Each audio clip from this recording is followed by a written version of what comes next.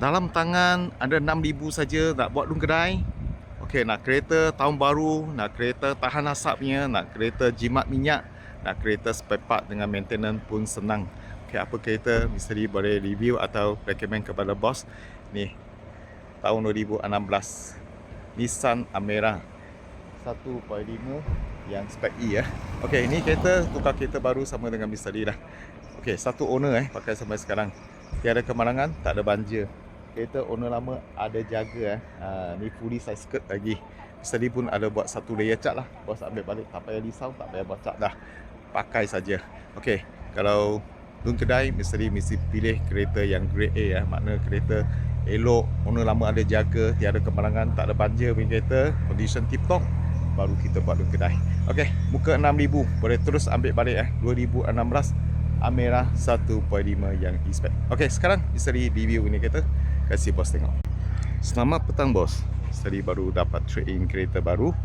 Ini adalah tahun 2016 Nissan Almera 1.5 Auto yang spek E Okey, ini kereta satu owner pakai sampai sekarang, tiada kemalangan, tak ada banjir Ni skirting fully yang owner lama pasang punya.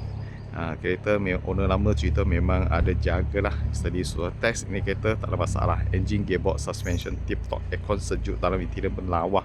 Cat kita sudah buat satu layer cat. Bos ambil balik, tak payah buat cat lagi Okey.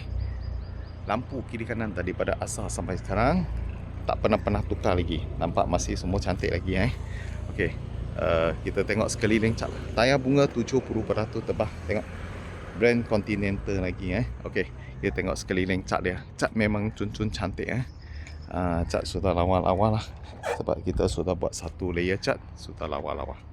Okey, original punya size skirting owner lama yang pasangkan.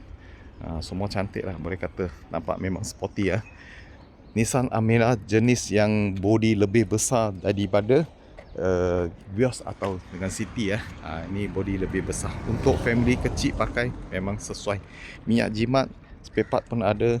Mana-mana maintain, mana-mana kedai pun boleh maintain punya kereta ni. Bos pakai tak risau punya. Okey, dalam interior kita tengok. Ni original sampai sekarang ini leather seat dia. Nampak masih cantik, okey lagi. Android Peria boleh berfungsi, tak ada problem. Steering, dalam interior dashboard semua complete lawa-lawa lagi. Tepi pintu pun tengok ada leather lagi. Ada benang merah lagi, nampak. Ni owner memang ada jagalah kereta. Semua asal lagi Ni satu owner pakai sampai sekarang memang ada jaga kereta. Kereta pun kita bagi setahun warranty lagi. Bos pakai jangan, tak risau, ada masalah boleh warranty lagi, pakai warranty boleh claim lagi Okey, ini tahun 2016 Nissan Almera 1.5 yang E-Spec Okey, ini hari special buat dun kedai muka 6,000 saja. IC saja boleh lulus orang Malaysia IC saja. Orang asing kasih pasport, itu sajalah. Kalau ada bos minat ini kereta, nak pakai untuk kerja saja, minyak jimat punya, senang maintenance, pakai tak risau, tahan lasap Nissan Almera boleh kata paling sesuai. Okey, kalau bos suka Roger Misteri, thank you bos support.